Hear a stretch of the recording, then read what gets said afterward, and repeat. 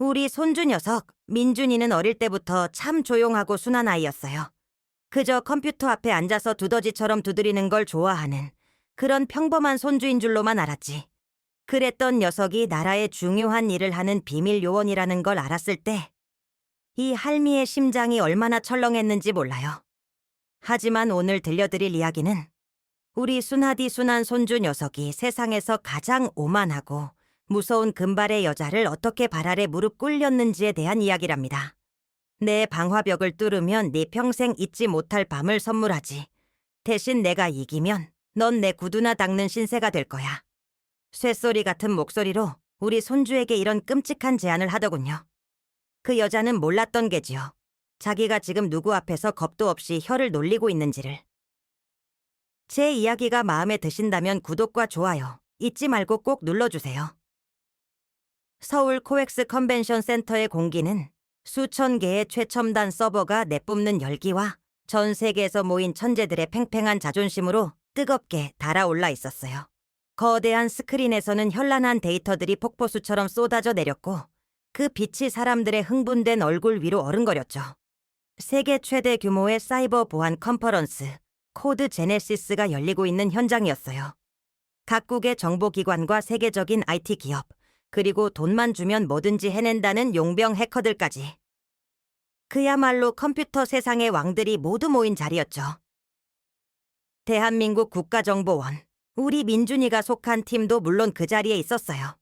하지만 다른 팀들처럼 화려한 장비를 자랑하거나 목소리를 높이지 않고 그저 조용히 구석에서 자신들의 기술을 점검하고 있었죠. 우리 민준이는 그 중에서도 가장 눈에 띄지 않았어요.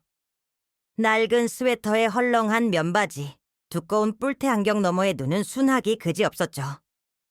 누가 봐도 밤새 컴퓨터 게임이나 하다가 나온 동네 총각 같았달까.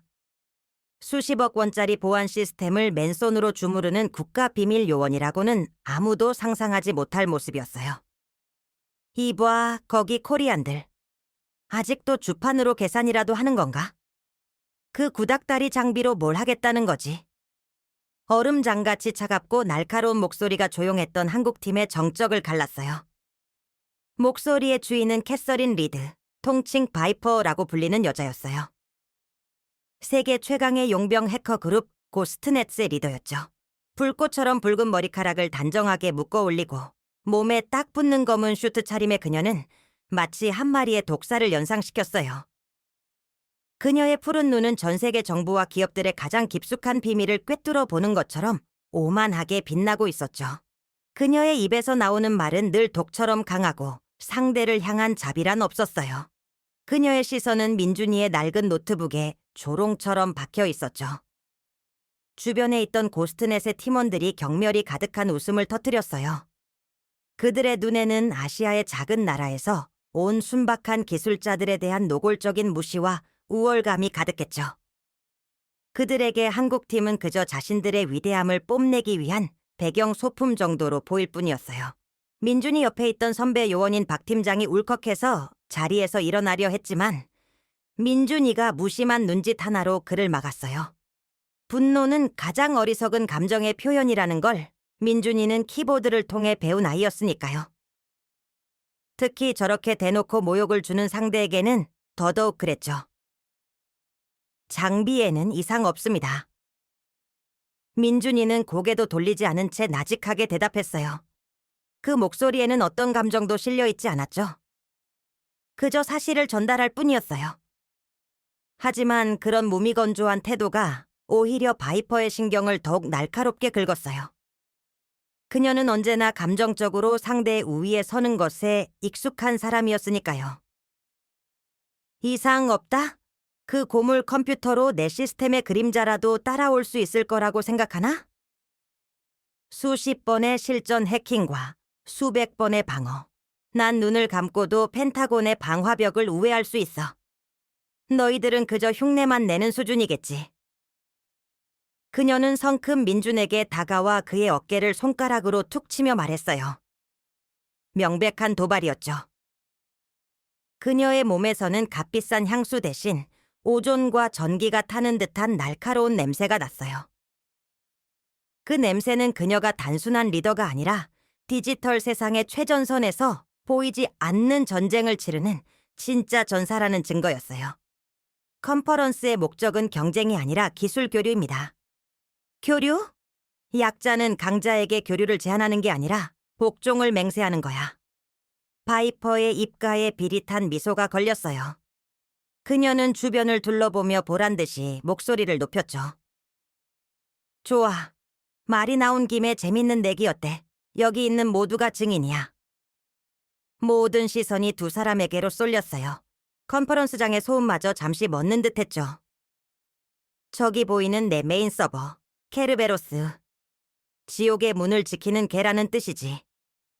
지금부터 1시간 안에 저 케르베로스의 방화벽을 뚫고 관리자 권한을 탈취하는 사람이 이기는 거다. 그녀의 푸른 눈이 민준이를 꿰뚫을 듯이 응시했어요. 그 눈빛에는 승리를 확신하는 자의 오만함이 가득했죠. 만약 네가 이긴다면. 그녀는 잠시 말을 멈추고 민준이의 위아래를 훑어보았어요.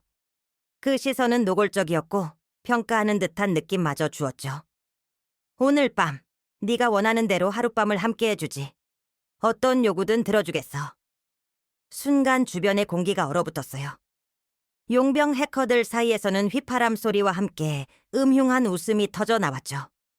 한국팀 요원들의 얼굴은 분노로 붉게 달아올랐어요. 이것은 단순한 내기가 아니었어요. 한 나라의 정보기관, 나아가 한 인간의 자존심을 송두리째 짓밟는 모욕이었으니까요. 바이퍼는 아랑곳하지 않고 말을 이었어요.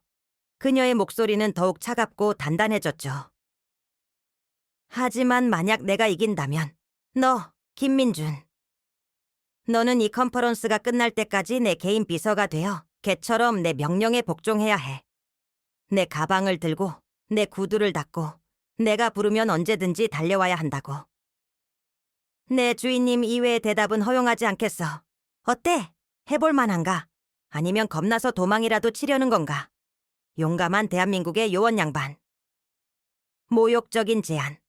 그리고 거절할 수 없도록 퇴로를 막아버리는 교활함까지. 민준이를 조롱하는 그녀의 말은 사실상 국가정보원 전체, 나아가 한국 전체를 향한 선전포고나 다름없었어요. 민준이는 천천히 고개를 들었어요. 그의 순한 눈이 처음으로 바이퍼의 푸른 눈과 정면으로 마주쳤죠. 그의 눈은 깊이를 알 수 없는 호수 같아서 바이퍼는 순간적으로 자신을 비추는 것 외에 아무것도 읽을 수 없었어요. 분노도 당혹감도 그 어떤 감정도 보이지 않았죠. 주변의 모든 소음이 민준이의 입으로 빨려 들어가는 듯했어요. 길고 무거운 침묵이 흘렀죠. 박 팀장은 차라리 저 오만한 여자의 얼굴에 주먹이라도 날리라고 속으로 외치고 있었어요. 마침내 민준이의 입술이 천천히 열렸어요. 좋습니다. 그의 목소리는 여전히 평온했지만 그 한마디에 실린 무게는 컨퍼런스장 전체를 짓누를 만큼 무거웠어요. 그 내기 받아들이겠습니다. 그의 대답에 바이퍼의 입가에 만족스러운 미소가 피어올랐어요. 그녀는 자신이 판 함정에 순진한 양이 제 발로 걸어 들어왔다고 생각했죠. 하지만 그녀와 고스트넷 팀원들은 몰랐어요. 그들이 지금 누구를 상대로 키보드를 뽑아들었는지를. 대한민국 국가정보원의 사이버 침투 능력은 단순히 최신 장비로 만들어진 결과물이 아니었어요. 그것은 세계에서 가장 호전적인 상대를 바로 머리 위에 이고 살아야 하는 한반도의 지정학적 특성이 빚어낸 생존 그 자체였죠. 그들에게 디지털 세상은 정보를 얻는 공간이 아니라 보이지 않는 적의 심장부로 파고드는 가장 은밀하고 치명적인 통로였어요. 그리고 그 정점에 김민준, 우리 손주 녀석이 있었던 거예요. 그는 국정원 내에서 신의 키보드라 불리는 살아있는 전설이자 데이터의 흐름을 지배하는 자였어요. 민준이는 다시 말없이 자신의 낡은 노트북을 점검했어요. 그의 손길에는 이전과 다른 미세한 기운이 감돌았죠. 그것은 분노가 아니었어요. 모욕감도 아니었죠. 그것은 자신의 모든 것을 걸고 싸워야 할 상대를 만난 최정상 포식자의 고요한 투지였어요. 서버에 열기가 섞인 바람이 그의 뺨을 스치고 지나갔어요. 곧 시작될 디지털 전쟁을 예고하는 전주곡처럼. 컨퍼런스장 중앙에 마련된 특별 부스에 두 사람의 자리가 마련되었어요. 거대한 스크린에는 두 사람의 모니터 화면이 실시간으로 중계되었고 수백 명의 관중이 숨을 죽인 채 그들을 지켜보고 있었죠. 바이퍼는 마치 록스타처럼 의자에 거만하게 등을 기댄 채 손가락을 풀며 여유로운 모습을 보였어요. 그녀의 자리에는 최신형 양자 컴퓨터와 여러 개의 보조 모니터가 요새처럼 그녀를 둘러싸고 있었죠. 반면 민준이의 자리는 낡은 노트북 한 대가 전부였어요. 그 모습은 마치 다윗과 골리앗의 싸움을 보는 듯했죠. 준비됐나, 애송이? 울면서 엄마를 찾을 시간은 주지 않겠어. 바이퍼가 마이크를 통해 도발했어요. 민준이는 아무런 대답도 하지 않았어요. 그는 그저 눈을 감고 있었죠. 외부의 소음을 차단하고 오직 자신의 내면에 집중하는 듯 보였어요. 심장 박동, 혈액의 흐름, 그리고 키보드 위에 얹힌 손가락 끝의 미세한 감각까지. 그는 자신의 몸을 하나의 정밀한 기계처럼 통제하고 있었어요. 그의 머릿속에서는 이미 수백 수천 번의 시뮬레이션이 반복되고 있었죠. 바이퍼의 시스템 케르베로스의 구조, 예상되는 공격 패턴, 그리고 그 모든 변수를 뚫고 들어갈 단 하나의 길에 대한 완벽한 계산이 이루어지고 있었어요. 카운트다운이 시작되고 마침내 대결 시작을 알리는 버저가 울렸어요. 시작과 동시에 바이퍼의 손가락이 폭풍처럼 움직이기 시작했어요. 그녀의 모니터에는 수십 개의 코딩 창이 열리고 무차별적인 디도스 공격과 제로데이 취약점을 노리는 악성 코드가 민준이의 노트북을 향해 해일처럼 쏟아져 들어갔죠. 그녀의 공격은 압도적이고 파괴적이었어요. 마치 중무장한 탱크가 모든 것을 짓밟으며 돌진하는 것 같았죠. 크하하, 10분도 버티지 못하겠군. 그녀는 승리를 확신하며 외쳤어요. 관중석에서는 탄성이 터져 나왔어요. 저런 무시무시한 공격을 막아내는 것은 불가능해 보였죠. 그런데 이상한 일이 벌어졌어요. 민준이의 노트북은 그 모든 공격을 받고도 아무런 반응이 없었어요. 다운되지도 오류 메시지를 띄우지도 않았죠. 마치 쏟아지는 폭우를 말없이 흡수하는 마른 땅처럼 고요했어요. 더 이상한 것은 민준이의 행동이었어요. 그는 키보드에 손도 대지 않고 그저 모니터에 떠있는 단 하나의 하얀 메모장을 응시하고 있을 뿐이었죠. 그 모습은 마치 공격을 포기하고 모든 것을 체념한 것처럼 보였어요. 뭐야, 저 녀석 벌써 포기한 건가? 역시 상대가 안 되는군. 관중들이 수군거리기 시작했어요. 바이퍼 역시 어리둥절했죠. 보통의 해커라면 자신의 공격에 맞서 방화벽을 세우거나 역추적을 시도하며 발버둥 쳤을 거예요. 하지만 민준이는 아무것도 하지 않았어요. 마치 깊은 산속의 바위처럼 미동조차 없었죠. 저게 계산된 연기인가? 아니면 정말로 나를 얕보고 있는 건가? 판단이 서지 않았어요. 어차피 결과는 정해져 있다고 바이퍼는 속으로 되뇌었어요. 그녀의 자신감은 근거 없는 오만이 아니었죠. 중동의 테러 조직과 동유럽 마피아의 전산망을 파괴하며 그녀는 디지털 세상의 죽음의 문턱을 수없이 넘나들었어요. 해킹은 그녀에게 숨쉬는 것과 같은 일상이었죠. 그녀의 정신은 어떤 돌발 상황에서도 냉철함을 잃지 않도록 훈련되었어요. 그녀는 자신이 세계 최고라고 믿어 의심치 않았죠. 10분이 흘렀어요. 바이퍼의 공격은 잠시도 쉬지 않았지만 민준이의 노트북은 여전히 굳건했어요. 오히려 이상한 현상이 나타나기 시작했죠. 바이퍼가 보낸 악성 코드들이 민준이의 시스템에 닿기도 전에 흔적도 없이 사라지는 것이었어요. 마치 거대한 블랙홀이 모든 것을 빨아들이는 것처럼 말이죠. 뭐지? 어떻게 된 거야? 바이퍼의 미간에 처음으로 미세한 균열이 가기 시작했어요. 그녀는 자신의 공격 로그를 분석하기 시작했지만 아무런 흔적도 찾을 수 없었어요. 그녀의 코드는 분명 완벽했는데 목표에 닿기 전에 증발해버리고 있었던 거죠. 그녀가 모르는 것이 있었어요. 민준이는 방어를 하고 있는 것이 아니었어요. 그는 바이퍼의 공격 패턴을, 그녀가 쏟아내는 데이터의 흐름을 온몸으로 느끼고 있었던 거예요. 그는 기계에만 의존하지 않았죠. 수천 번의 사이버 공방전을 통해 그의 몸은 데이터의 길을 읽는 법을 터득했던 거예요. 그는 지금 눈에 보이지 않는 거대한 정보의 파도를 온몸의 감각으로 분석하고 있었어요. 파이퍼의 성격, 그녀의 조급함, 그녀가 선호하는 공격 방식. 그 모든 것이 코드 속에 녹아 있었고 민준이는 그것을 읽어내고 있었던 거죠. 마침내 민준이의 손가락이 움직이기 시작했어요. 하지만 그의 움직임은 바이퍼처럼 폭발적이지 않았어요. 마치 피아니스트가 건반을 어루만지듯 혹은 서예가가 붓을 놀리듯 부드럽고 유려했죠. 그의 모니터에 떠오른 코드는 공격용 프로그램이 아니었어요. 그것은 한편의 시와도 같았고 아름다운 선율을 가진 악보와도 같았죠. 그는 바이퍼의 시스템을 공격하는 대신 그녀의 시스템에 말을 걸고 있었어요. 그는 케르베로스의 가장 깊숙한 곳에 있는 운영체제의 근원적인 언어로 시스템 자체를 설득하고 있었던 거예요. 너는 지옥을 지키는 개가 아니야. 너는 아름다운 정원을 가꿀 수 있는 존재야. 민준이의 코드는 파괴가 아닌 창조의 언어였어요.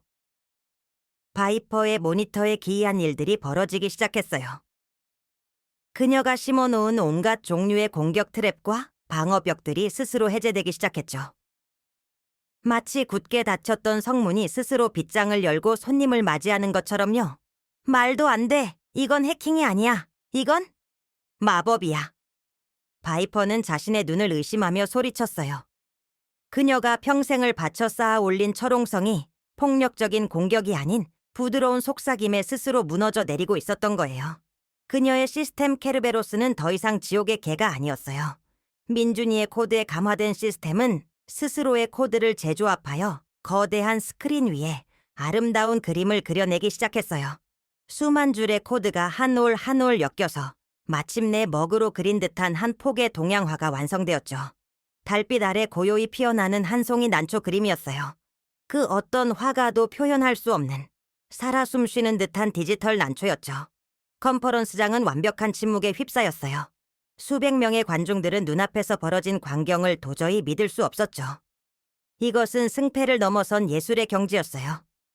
바이퍼는 멍하니 자신의 모니터에 피어난 난초 그림을 바라보았어요. 완벽한 패배였죠. 그녀는 자신의 모든 무기와 갑옷을 빼앗기고 벌거벗은 채 서 있는 기분이었어요. 난초 그림 아래에는 작은 글씨가 쓰여 있었어요. 군자는 향기가 없어도 스스로 향기롭다. 모욕적인 메시지 하나 없이 승자는 오히려 패자에게 깊은 울림을 주는 한마디를 남긴 것이었죠. 대결 종료를 알리는 버저가 울렸지만 아무도 소리를 내지 못했어요. 모두가 그 고요하고도 압도적인 승리의 경외감을 느끼고 있었죠. 민준이는 아무렇지 않게 노트북을 닫고 자리에서 일어났어요. 그는 승자의 여유를 부리지도 패자를 돌아보지도 않았죠. 그에게 이것은 내기가 아니라 언제나 해오던 소통의 일부일 뿐이었어요. 멍하니 자리에 앉아있던 바이퍼는 천천히 자리에서 일어났어요. 마스크를 벗자 땀과 굴욕감으로 얼룩진 그녀의 얼굴이 드러났죠. 그녀의 푸른 눈동자는 충격과 경외심, 그리고 이해할 수 없는 무언가로 복잡하게 흔들리고 있었어요. 그녀는 민준에게 다가갔어요. 무슨 말을 해야 할지 알 수 없었죠. 사과를 해야 하나? 아니면 패배를 인정해야 하나? 그녀의 자존심이 그것을 쉽게 허락하지 않았어요. 민준이는 노트북 가방을 챙기고 나서야 비로소 그녀를 돌아보았어요. 그의 순한 눈동자는 여전히 깊고 고요했죠. 그 눈에는 승리자의 교만함도 패배자를 향한 동정심도 없었어요. 내기는 내기입니다. 민준이가 나직하게 말했어요. 그의 목소리는 소음에 섞여 겨우 들릴 정도였지만 바이퍼의 귀에는 천둥처럼 크게 울렸어요. 그는 더 이상 아무 말도 하지 않고 먼저 도착해 있던 한국팀을 향해 걸어갔어요. 그의 뒷모습을 보며 바이퍼는 난생 처음 느껴보는 무력감과 함께 가슴속 깊은 곳에서 정체 모를 뜨거운 감정이 솟아오르는 것을 느꼈어요. 그것은 분노와는 다른 설명할 수 없는 종류의 감정이었죠. 그날 밤 컨퍼런스 인근의 호텔 반은 시끄러운 음악과 사람들의 웃음소리로 가득했어요. 하지만 고스트넷 팀원들이 모인 테이블에는 무거운 침묵만이 감돌았죠. 낮의 패배는 그들의 자존심에 깊은 상처를 남겼고, 특히 바이퍼는 독한 위스키만 영업부 들이켤 뿐 누구와도 말을 섞지 않았어요. 반면 한국팀 숙소는 겉으로는 평소와 다를 바 없었지만 팀원들의 눈빛에는 은근한 활기와 자부심이 넘쳤죠. 그들은 민준이의 승리를 요란하게 떠벌리지 않았지만 모두가 같은 마음으로 통쾌함을 느끼고 있었어요. 김 주임, 정말 대단했어. 저 오만한 미국 여자 콜을 아주 납작하게 만들어줬다고. 박 팀장이 흥분을 감추지 못하고 민준에게 다가와 말했어요. 민준이는 묵묵히 자신의 노트북 키보드를 닦으며 나직하게 대꾸했죠. 들뜨지 마십시오, 팀장님. 컨퍼런스는 아직 끝나지 않았습니다. 단 한 번의 승리로 모든 것이 결정되는 건 아닙니다. 그의 목소리는 언제나처럼 차분했지만 박 팀장은 그 말 속에 담긴 무게를 충분히 이해할 수 있었어요. 민준이는 개인의 승리에 도취될 사람이 아니었죠. 그는 항상 더 큰 그림을 보고 있었으니까요. 키보드 정비를 마친 민준이는 자리에서 일어났어요. 그가 막 숙소를 나서려 할 때 호텔 직원이 다가와 그에게 작은 메모지를 건넸어요. 메모지에는 시간과 함께 호텔 스카이라운지라는 짧은 문구가 적혀 있었죠. 바이퍼가 보낸 것이 분명했어요. 약속된 시간이 되자 민준이는 낡은 스웨터 대신 단정한 셔츠로 갈아입고 약속 장소로 향했어요. 스카이라운지에는 바이퍼가 먼저 와서 창가에 앉아 있었죠. 그녀는 검은 슈트가 아닌 편안한 원피스 차림이었어요. 화장기 없는 얼굴과 풀어헤친 붉은 머리카락은 그녀를 평범한 젊은 여성처럼 보이게 했지만 꼿꼿하게 편 허리와 날카로운 눈빛은 그녀가 보통 사람이 아님을 말해주고 있었죠. 민준이가 다가가자 그녀는 고개를 들어 그를 쳐다보았어요. 그녀의 푸른 눈에는 더 이상 낮의 오만함은 보이지 않았죠. 대신 혼란과 복잡한 감정이 뒤섞여 있었어요. 앉아. 그녀가 턱짓으로 맞은편 자리를 가리켰어요. 민준이는 말없이 그녀의 앞에 앉았죠. 두 사람 사이에는 어색한 침묵이 흘렀어요. 멀리서 들려오는 재즈 음악 소리가 유난히 크게 느껴졌죠. 먼저 침묵을 깬 것은 바이퍼였어요. 오늘 내 실력은 인정하지. 내가 졌어. 그녀의 목소리는 작았지만 분명했어요. 패배를 인정하는 것은 그녀에게 무척이나 힘든 일이었을 거예요. 그래서 약속을 지키러 왔어. 말해. 뭘 원하지? 내가 뭘 해주길 바라나?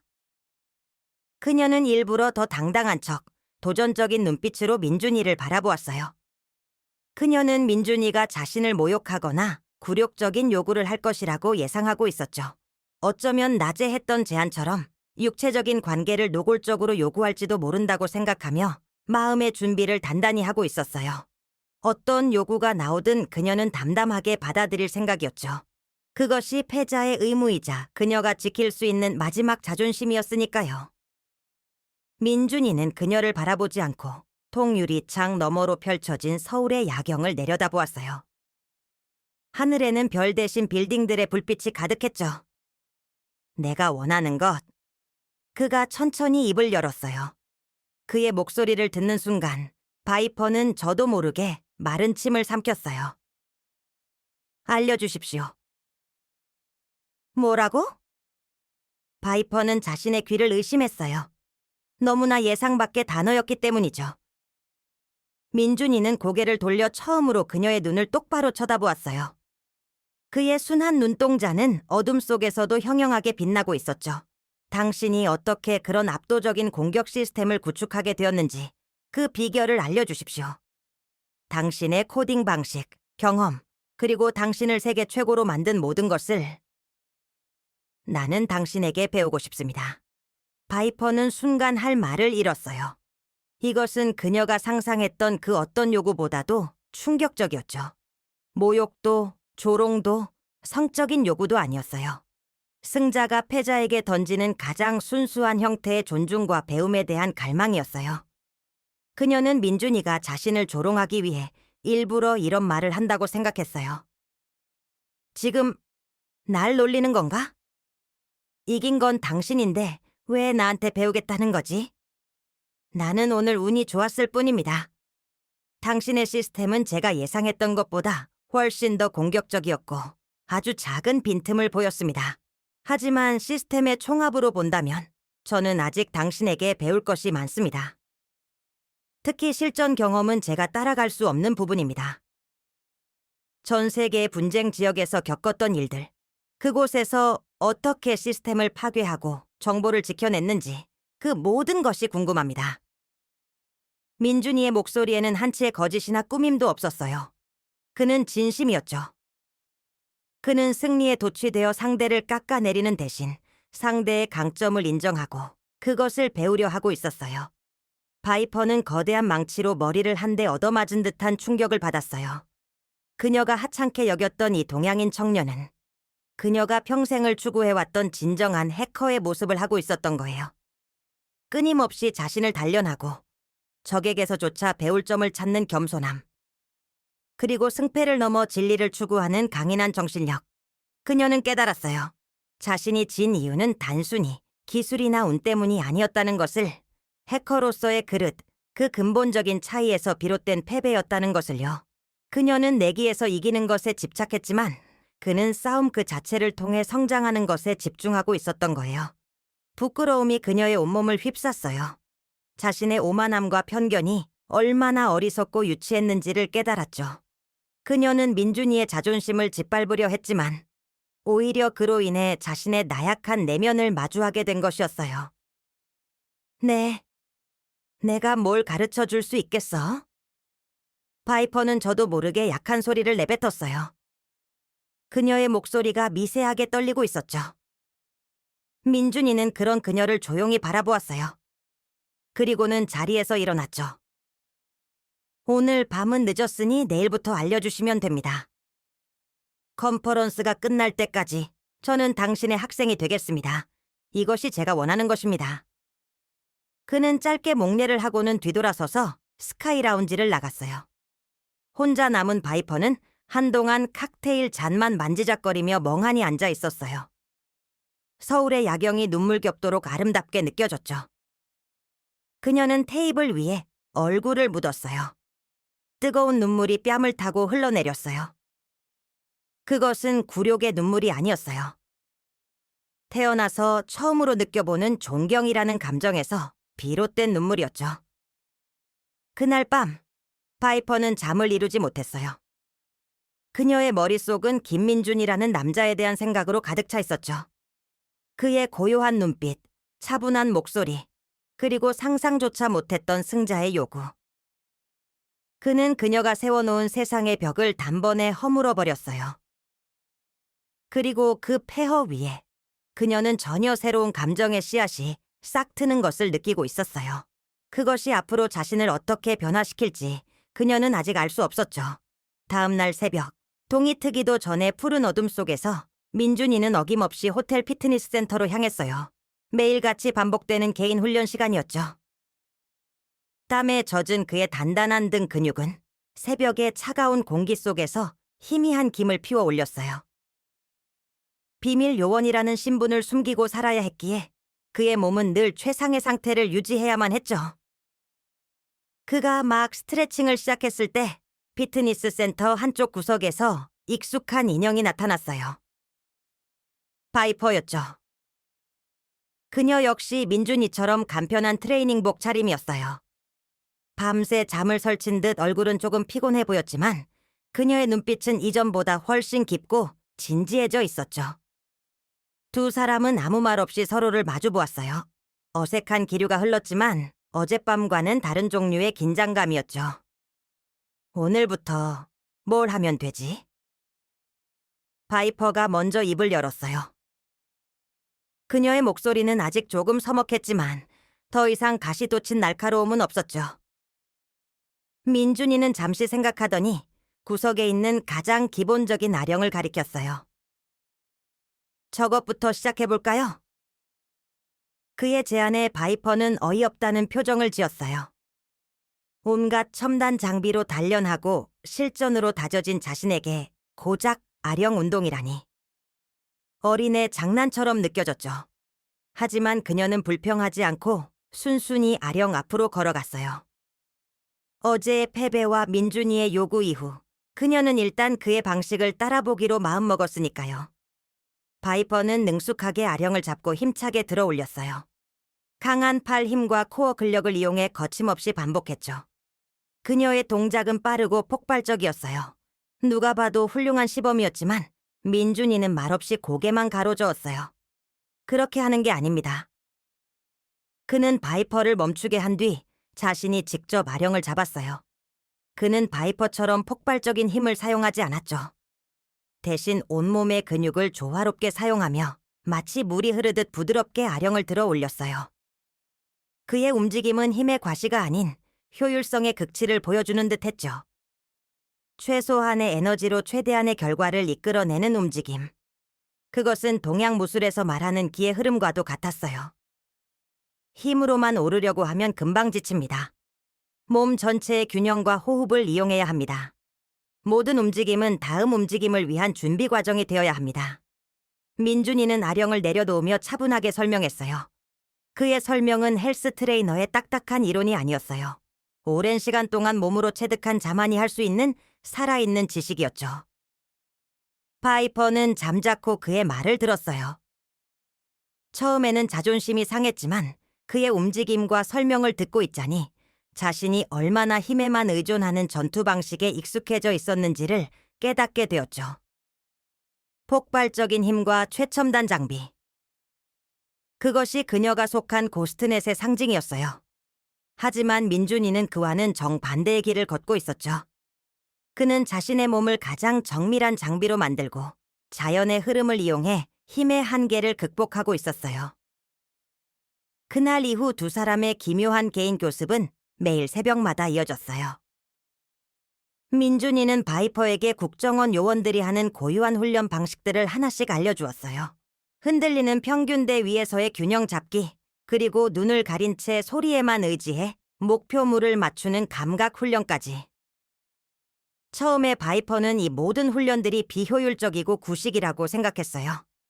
하지만 훈련이 거듭될수록 그녀는 이 훈련들이 단순한 체력 단련이 아니라 인간의 감각을 극한까지 끌어올리고 어떤 상황에서도 평정심을 잃지 않는 강인한 정신력을 기르는 과정임을 깨닫게 되었죠.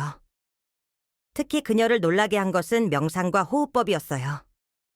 민준이는 단전 호흡이라 불리는 깊고 고요한 호흡을 통해 격렬한 움직임 속에서도 놀라운 집중력과 침착함을 유지했죠. 바이퍼는 그의 호흡법을 배우기 시작했고 얼마 지나지 않아 자신의 해킹 실력이 이전보다 훨씬 안정되고 정교해지는 것을 느낄 수 있었어요. 그들의 관계는 서서히 변해가고 있었어요. 스승과 제자 혹은 경쟁자를 넘어 서로의 실력을 존중하고 배우는 동료애가 싹트기 시작했죠. 새벽 훈련이 끝나면 두 사람은 나란히 앉아 이야기를 나누곤 했어요. 바이퍼는 자신이 겪었던 위험천만한 해킹 전쟁 이야기를 했고 민준이는 북한의 사이버 부대와 벌였던 보이지 않는 전쟁 이야기를 들려주었어요. 서로 다른 환경에서 다른 방식으로 싸워왔지만 그들의 이야기 속에는 죽음의 문턱을 넘나든 전사들만이 공유할 수 있는 깊은 공감대가 있었죠. 바이퍼는 민준이가 단순히 뛰어난 요원일 뿐만 아니라 깊은 내면과 철학을 가진 남자라는 것을 알게 되었어요. 그는 자신의 조국과 동료들을 지키기 위해 기꺼이 자신을 희생할 준비가 되어 있는 진정한 의미의 수호자였죠. 그들의 변화를 가장 먼저 눈치챈 것은 양측의 팀원들이었어요. 처음에는 바이퍼를 비웃고 민준이를 경계하던 고스트넷 팀원들도 매일 함께 땀 흘리며 서로를 가르치고 배우는 두 사람의 모습을 보며 서서히 태도를 바꾸기 시작했죠. 한국팀 요원들 역시 민준이의 뜻을 이해하고 바이퍼를 더 이상 적대적인 경쟁자로 보지 않게 되었어요. 컨퍼런스장의 분위기는 눈에 띄게 부드러워졌죠. 보이지 않는 신경전과 자존심 싸움이 사라진 자리에는 서로의 장점을 배우려는 건강한 경쟁심과 끈끈한 동료애가 자리 잡기 시작했어요. 어느 날, 모의 해킹 훈련장에서였어요. 바이퍼는 새로 개발된 AI 방어 시스템의 허점을 찾느라 애를 먹고 있었죠. 미세한 변수와 예측 불가능한 패턴 때문에 접근조차 쉽지 않았어요. 그때 뒤에서 훈련을 지켜보던 민준이가 조용히 다가왔어요. 코드를 뚫으려고 하지 마시고 코드의 길을 따라 흘러간다고 생각해 보십시오.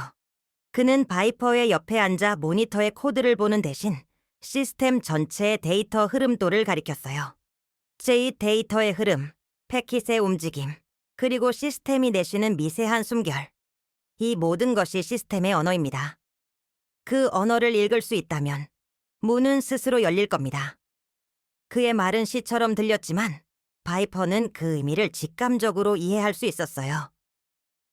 그녀는 눈을 감고 잠시 그의 말처럼 온몸의 감각을 열어 데이터의 흐름을 느꼈죠. 그리고 다시 모니터를 들여다보았을 때 세상이 다르게 보였어요.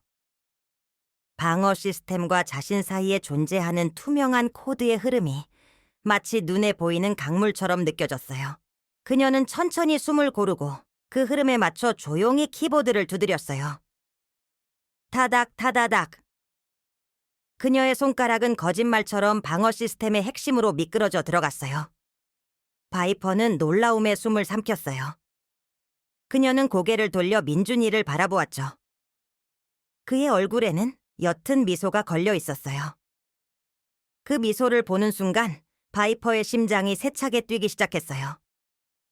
그것은 동료애나 존경심과는 다른 훨씬 더 강렬하고 뜨거운 감정이었죠. 그녀는 깨달았어요. 자신이 지금 이 남자에게 속수무책으로 빠져들고 있다는 것을. 컨퍼런스의 마지막 날, 모든 참가자가 참여하는 대규모 모의 사이버 테러 대응 훈련이 시작되었어요. 가상의 테러 조직이 도시의 전력, 교통, 통신 시스템을 마비시키고 원자력 발전소의 제어 시스템을 해킹했다는 최악의 시나리오였죠. 이번 훈련에서 민준이와 바이퍼는 처음으로 같은 팀, 그것도 공격의 핵심을 막아내는 방어팀의 공동 리더로 편성되었어요. 훈련의 성패가 두 사람의 호흡에 달려 있다고 해도 과언이 아니었죠. 이전과는 완전히 달라진 두 사람의 관계를 시험하는 무대이자 그들이 함께 만들어낸 시너지를 증명해야 할 자리였어요. 훈련이 시작되자마자 두 사람은 한 몸처럼 움직였어요. 복잡한 수신호나 긴 대화 없이 눈빛만으로 서로의 의도를 파악하고 약속된 플레이처럼 일사불란하게 역할을 분담했죠. 바이퍼가 테러리스트의 주 공격 루트를 예측하고 최전선에서 그들의 파상 공세를 막아내면 민준이는 그 뒤에서 시스템의 취약점을 실시간으로 복구하고 적의 우회 공격로를 차단했어요. 바이퍼의 공격적인 방어가 날카로운 창이라면 민준이의 방어는 모든 것을 감싸 안는 거대한 방패와도 같았죠. 그들의 움직임에는 어떤 망설임이나 불필요한 동작도 없었어요. 마치 오랫동안 함께 손발을 맞춰온 최고의 파트너처럼 완벽한 호흡을 자랑했죠. 그동안 함께 땀 흘리며 쌓아온 신뢰가 어둠 속에서 빛을 발하는 순간이었어요. 지휘본부에서 그들의 플레이를 지켜보던 다른 전문가들은 혀를 내둘렀어요. 저건 단순히 실력이 좋은 수준이 아니야. 서로의 다음 수를 완벽하게 읽고 있어. 마치 한 사람이 두 개의 몸으로 움직이는 것 같군.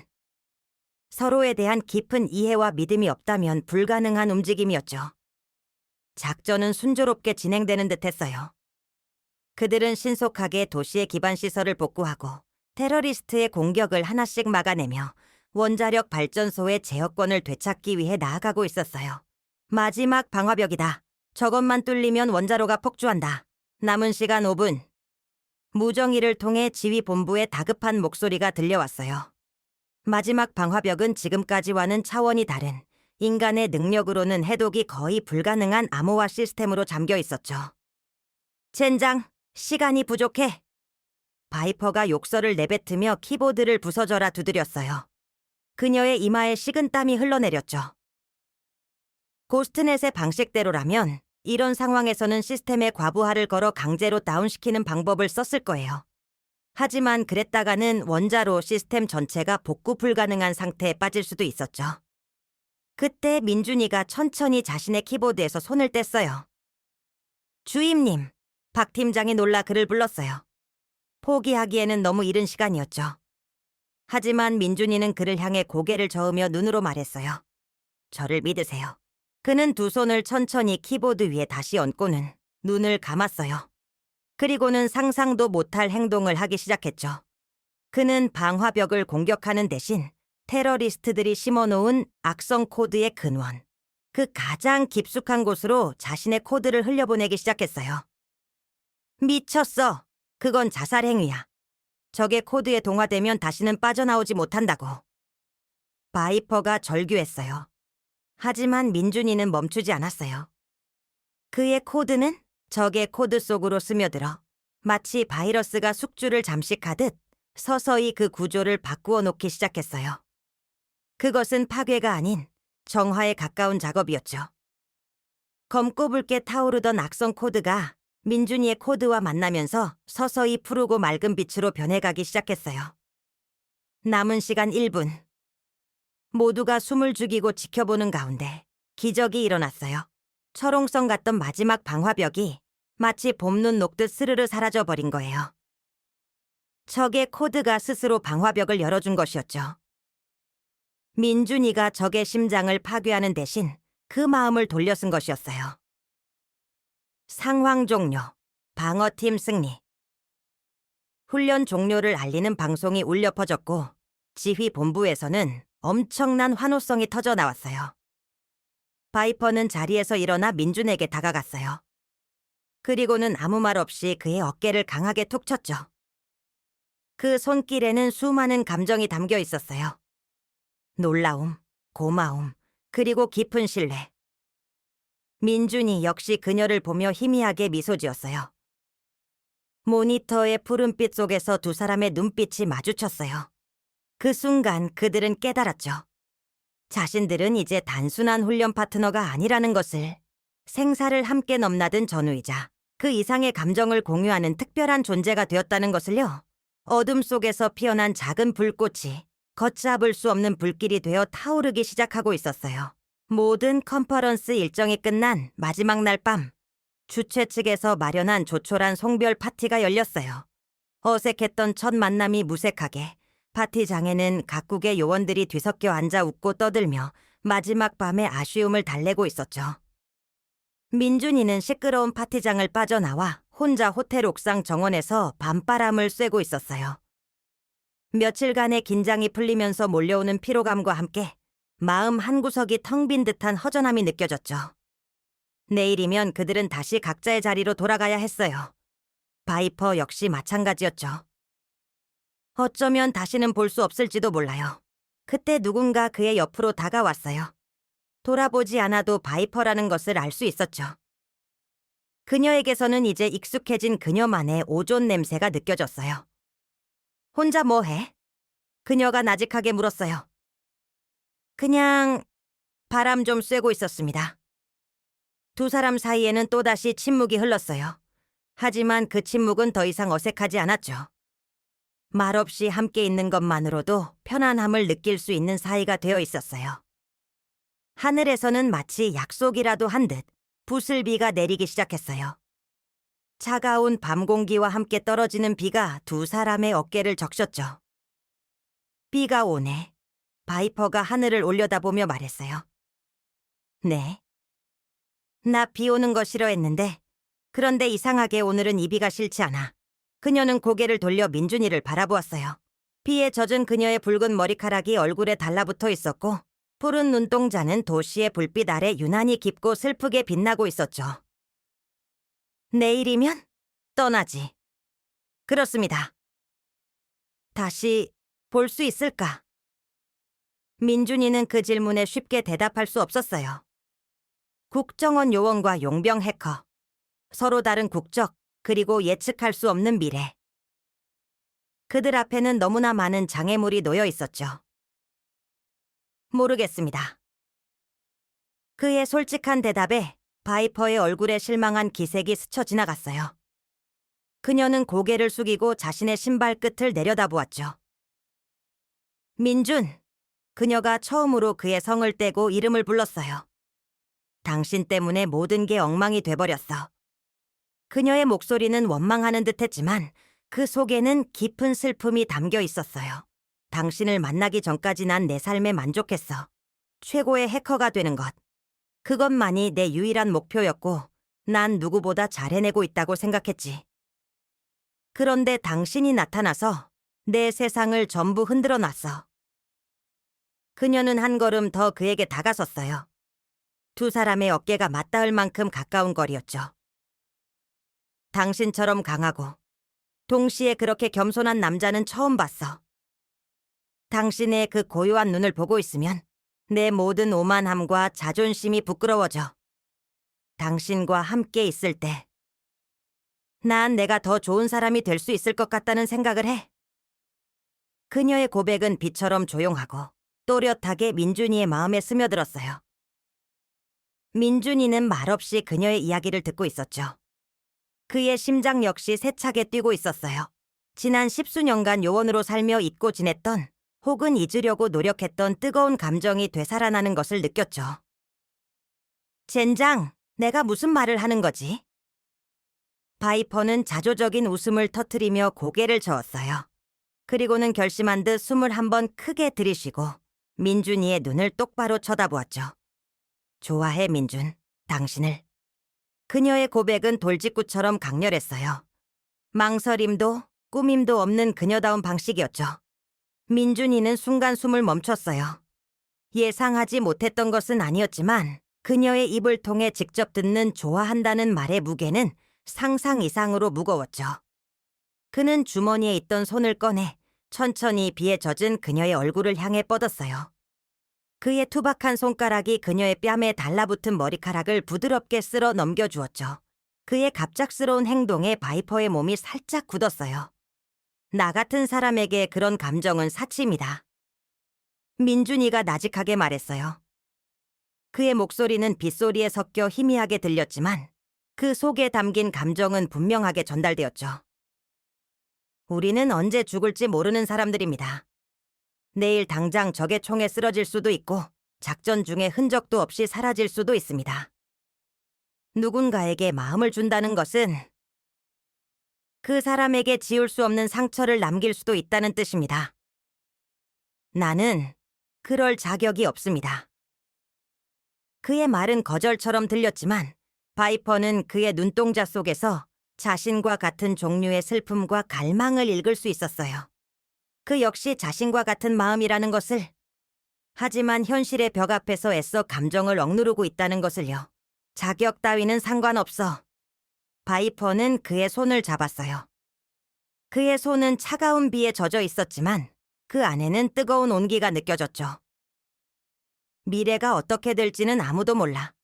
우리가 요원이든 아니든 삶은 언제나 불확실한 거야. 중요한 건 지금 이 순간의 감정 아니야? 난 당신을 원해, 민준. 당신이 어떤 사람이든 우리에게 어떤 미래가 기다리고 있든 상관없어. 그녀는 잡은 손에 힘을 주며 까치발을 들어 그의 입술에 자신의 입술을 포겠어요. 그것은 짧고 차가웠지만 동시에 두 사람의 모든 감정을 담은 뜨거운 입맞춤이었죠. 민준이는 처음에는 굳어 있었지만 이내 그녀의 허리를 감싸 안으며 그녀의 키스에 응했어요. 빗줄기는 점점 더 굵어지고 있었죠. 두 사람은 세상에 오직 둘만 남은 것처럼 한참 동안 서로를 탐했어요. 이 밤이 지나면 다시는 오지 않을 순간이라는 것을 알기에 더욱 절박하고 애틋하게. 이름 모를 벌레 소리와 빗소리만이 가득한 도시의 밤. 서로 다른 세계에서 살아온 두 남녀의 마음이 그렇게 처음으로 하나가 되고 있었어요.